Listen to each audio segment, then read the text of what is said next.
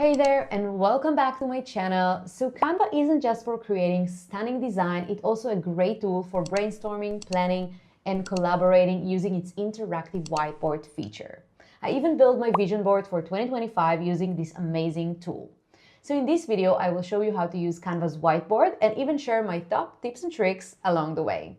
So let's dive in. I'll start from Canva's homepage. To create a new whiteboard, you just need to click on this green button and it will create a blank new whiteboard. As always, you can start from scratch or search for templates to help you get going and start your design from something that already exists instead of starting from scratch. To find whiteboard templates, go to the left menu, click on templates, scroll down a bit, and if you click here on whiteboard, you will see only templates for whiteboards. There are different templates here like brainstorming templates, stakeholder maps, and calendar planning. If you're searching for something specific, you can scroll up and on top you will see different categories that you can use to filter your search. For this example, let me filter the search by the mood board category. I'll just click on it. The templates I see here are mood board templates. I must say not all of these templates are mood board templates because Canva doesn't have many. Apparently, they suggest other templates as well. Canva doesn't have a lot of whiteboard templates yet, but I hope they will improve this and add more options to the search. I will click on one of the templates so you can see how it looks. By the way, some of these templates are only for pro users, so make sure you choose the free ones if you have a free account. I'm using my free account today for this tutorial, so I won't be able to use this template. Let's choose another one, this time a free one, so I can show you how it works. Alright, if I want to choose this template, for example, I just need to click on Customize this template, and as you can see, this is how it looks inside the whiteboard. Unlike other designs with limited size, whiteboards allows you to scroll endlessly and zoom in or out, giving you as much space as you need. There is no limit to space here in this design. I can add as much as I want. It's infinite, which is why it's so comfortable and good for brainstorming or mood boards. You can zoom in and play with all the elements here. Alright, just before we get started, I want to show you a little trick. I'll go back to Canva's homepage and click on one of the presentation I have here. It doesn't matter which one, it's just an example to show you this little trick that might help you. As you can see, this design is a presentation design. You can turn any presentation you have on Canva into a whiteboard. Let me show you how. You just need to right-click on your design page. Make sure you don't click on a specific element because it won't work that way. You need to right-click on the page itself and then click on Expand to Whiteboard. This will turn your presentation page into a whiteboard. If you're in a meeting or brainstorming with a colleague and want to discuss something related to this presentation page, you can expand it into a whiteboard and use all the whiteboard features on top of your presentation page. All the elements from this page are editable. You can move them, delete them, or do whatever you need. If you click on page 2, it will still be the original presentation. If you want to expand this page into a whiteboard as well, you can right-click on the page and choose Expand to Whiteboard again. You will see dashed lines around this page, which means it's now a whiteboard and not a regular presentation page. If you want it to become a regular presentation page again, you can right-click on the page and click on Collapse Whiteboard. The page will return to be a regular presentation page containing everything you changed while it was a whiteboard. Alright, so in today's tutorial, I will show you all the whiteboard features. I will use a vision board I created for this new year, 2025, to do that. The first thing I'll say is that whiteboards have the same elements library and all the regular features you already know from other design types in Canva. The library is 99% the same as any other design in Canva. You can add images and graphics. If you're in the free account, some of the graphics and images will have watermarks, just like in other design types in Canva. Now, the thing that works a bit differently here is shapes. For example, I created these flowchart shapes. Let me show you how it works. I'll add a rectangle from the shapes library. Here in whiteboards, this shape will automatically have quick flow enabled. Let me explain what that is. If I right-click on the shape, you will see that the last option is Disable Quick Flow. If I click on it, the arrows around the shape will disappear and it will become a normal shape like in any other Canva design type. Let me enable it again to show you how it works. When it's enabled, I can click on the arrows and it will create more shapes, for example, more rectangles for the same color connected with arrows like a flowchart. For example, like I've done in my vision board, I can just add text inside the rectangle and create a flowchart. I can add more rectangles and they will automatically have connecting arrows. I can edit these rectangles just like in other Canva design types. I can adjust the roundness of the corners, add borders, and play with their weights. I can also edit the text inside. So basically these shapes function like regular shapes in Canva. The only difference is that when you click on the arrow to add more shapes, it will copy the previous style and apply it to every new shape you add. You can also edit the arrows connecting the shapes manually. You can change the points where the arrows connect or delete them if you want. Let me delete all of the arrows here and show you how to create one manually. Just click on one of the lines under Shapes. I can drag it and connect it to one of the dots on the shape. As you can see, the two elements are now connected. It's not an arrow yet, it's just a line. If you want to make it an arrow, you can click on it and adjust the start and end points to create an arrow. Of course, you can also change the color of the line to whichever color you want. You can adjust its connection points to different parts of the shape. If I want to connect this arrow to the left shape, I can change the setting up here from straight to elbowed. Then I can adjust how I want the arrow to look. It will still stay connected to the dots you chose, but you can move it around however you like. If you use the arrows created with QuickFlow, both of the shapes and the arrow will follow the same style as your original shape. As we saw, you can set the border of each shape, adjust its weight, round the corners, change the border's color, and of course adjust the shape's fill color. There's another feature you can adjust for shapes: padding. Padding controls the space between the text inside the shape and its borders. You will find this option under Spacing, in addition to the usual letter spacing and line spacing, which you probably already know. You will also see padding. For example, if I set the padding to 20 pixels, the text inside the shape will always stay 20 pixels away from the borders. This is particularly useful for creating consistency between shapes in a flowchart. By setting the same padding value for all shapes, let's say 20 pixels, you can ensure that the text inside each shape is evenly spaced, giving your design a clear and uniform look. Let me demonstrate. I'll add text to another shape, set the padding to 20 pixels as well, and you will see how it creates a consistent and polished appearance across all the shapes in the flowchart. This small adjustment can make a big difference in the overall visual harmony of your design. That's about it for QuickFlow with shapes, so we can move on to the next thing you can do in whiteboards. You can also draw directly on the whiteboard. If you go to the left panel and choose the Draw option, you will see different markers to choose from. Let's pick the blue one for this example. I can draw whatever I want, like shapes, for example, but here's a cool trick. If you want your shape to be perfect, Canva has a shape corrector. Just draw the shape, for example, a circle, and hold the mouse for a few seconds after you finish. Canva will correct it into a perfectly drawn circle.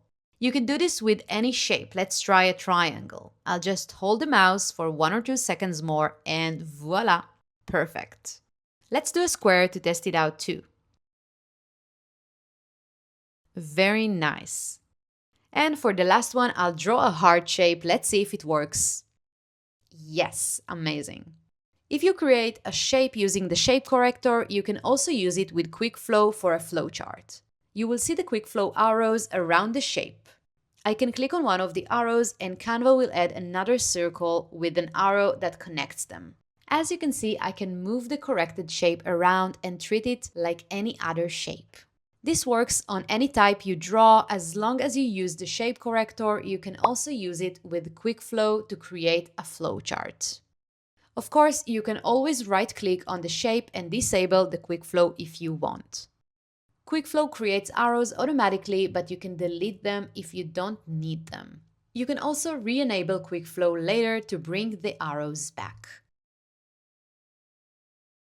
So the next thing I will show you actually doesn't exist in other design types in Canva. It's just for whiteboards, and that's sticky notes.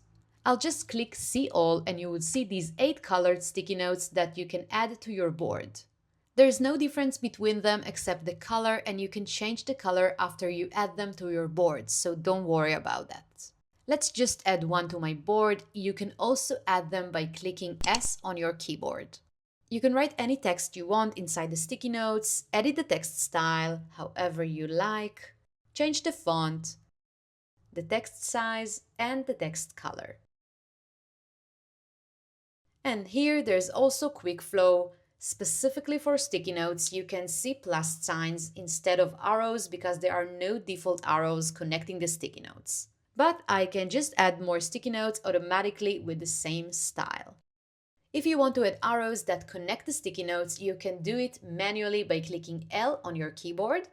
I'll add a line and then I can just connect the sticky notes however I like.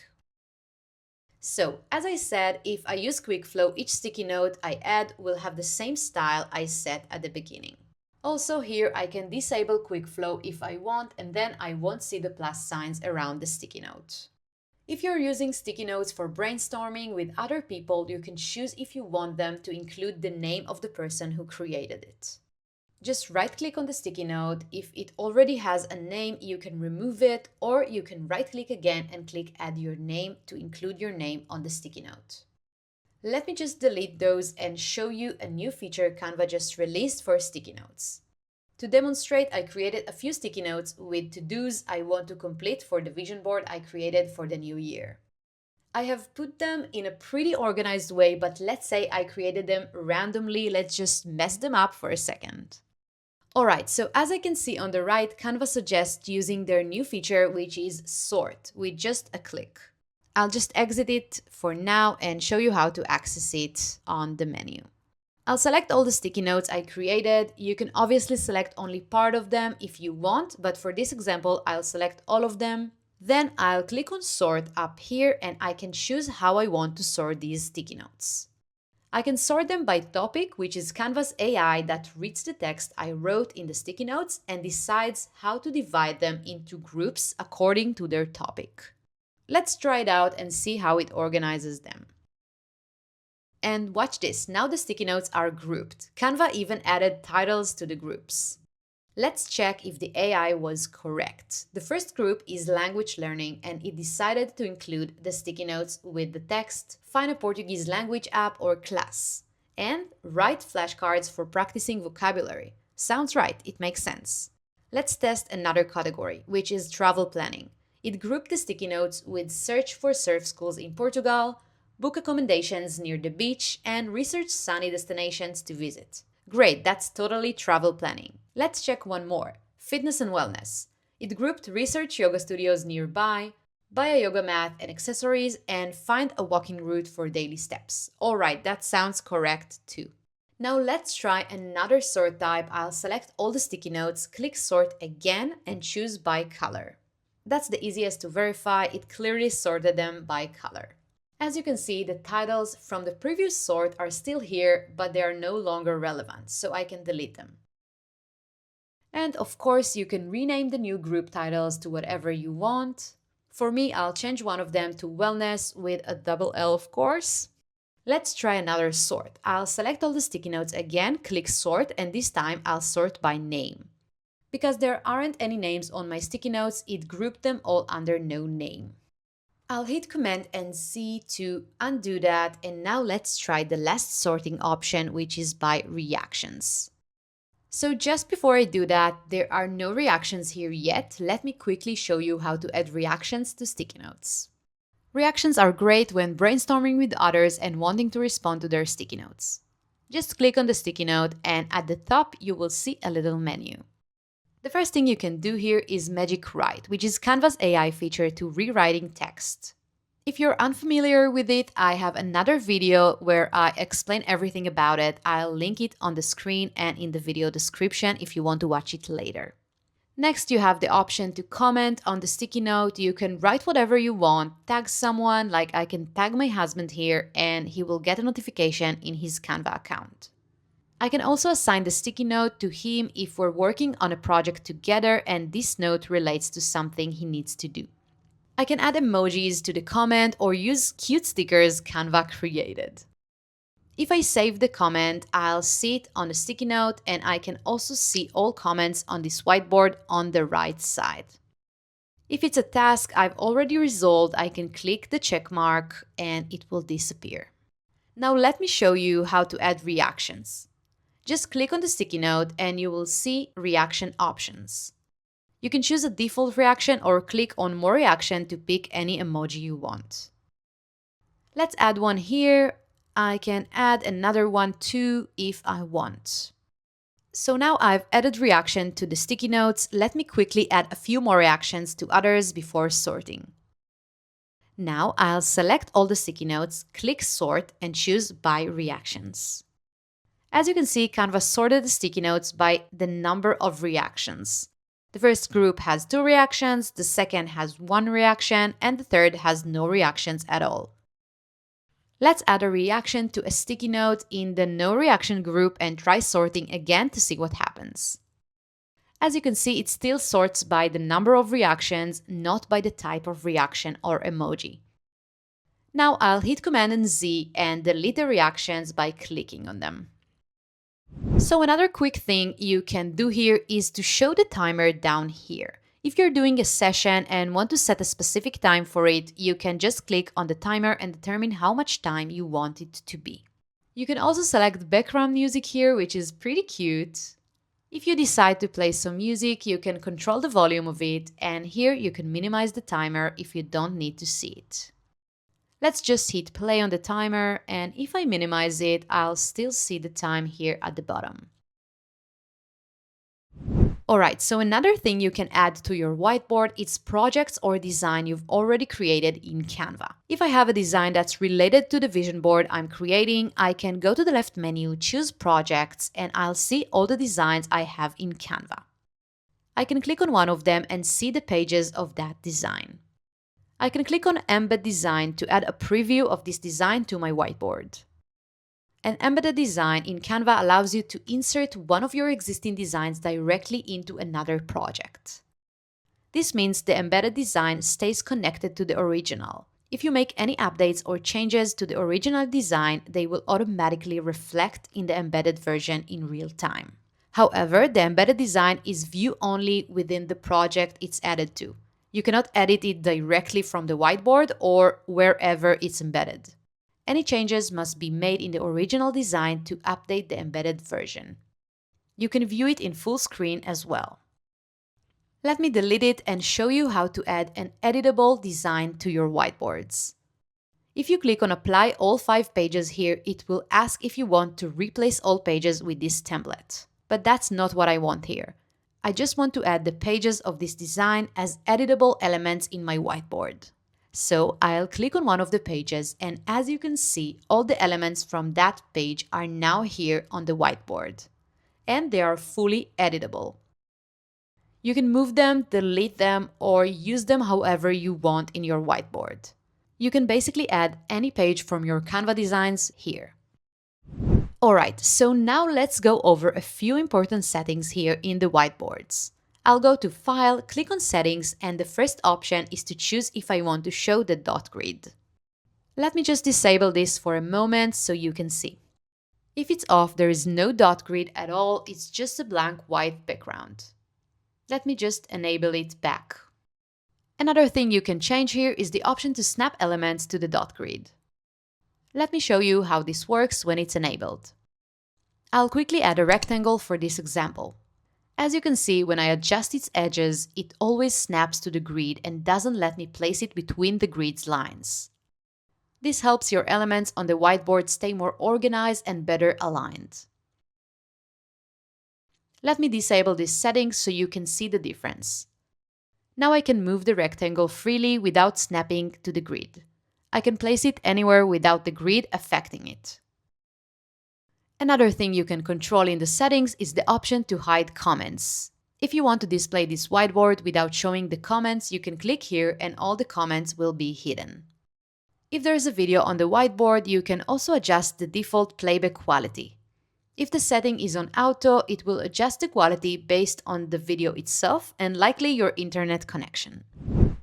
Now let's talk about how to move around the whiteboard. You can obviously zoom in and out, but if you want to see everything on the whiteboard at once, so all the content fits within your screen, you can click here on the zoom percentages. You can adjust the zoom level manually or click on Fit, which automatically resize all the content to fit your screen.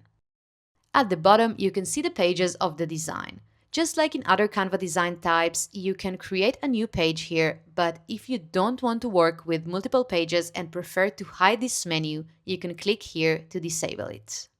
If your default view doesn't show the pages menu and you want to enable it, you can also click here to make all the pages visible. I'll disable this for now since I don't have more than one page. Let me show you the Fit option again. Now all the content on this whiteboard fits within my screen size. If I delete the sticky notes at the top for a moment and click Fit again, I will only see my vision board flowchart, all resized to fit my screen. Another easy way to move around the whiteboard is by holding the spacebar on your keyboard. Your cursor will change into a grabbing hand and you can use your mouse to move the whiteboard around. Now let me show you how to share this whiteboard to collaborate with other people. You just need to go up here, click on Share, and right here under People with Access, you can add other people from your team or enter someone's email address to add them as a collaborator on this whiteboard. You can also create a collaboration link right here. Like with any other design type in Canva, you can choose to create a link for anyone and determine whether people accessing the link can view only, view and comment, or edit the whiteboard with you. Let me just return this to where it was. By the way, you can also edit the access permission for people who already have access. If you want to change someone's access from edit to another permission, you can do that right here. And of course, you can remove someone's access if you want to. The last thing I want to show you in this video is how to export your whiteboard from Canva. There are actually two options here. The first one is the regular method. Go to Share, choose Download, and then, as you already know, select the format. On whiteboards, you won't see video formats like GIF or MP4. But let's say you want to export just part of the elements from your whiteboard, not the whole thing. For example, I want to export only the flowchart of my vision board I created and not the to-do list I've added at the top. I'll select all the elements in the flowchart, then right-click on them and choose Download Selection. This will open the download settings just like before, but only for the selected elements. Once I hit download, it will export the selection as a PNG. Or you can choose another format. And by the way, when you use the download selection option, you can even choose MP4 or GIF formats. And that's about it. I hope this video was helpful. Let me know if you have any more questions in the comments, and thank you so much for watching. I'll see you in the next video.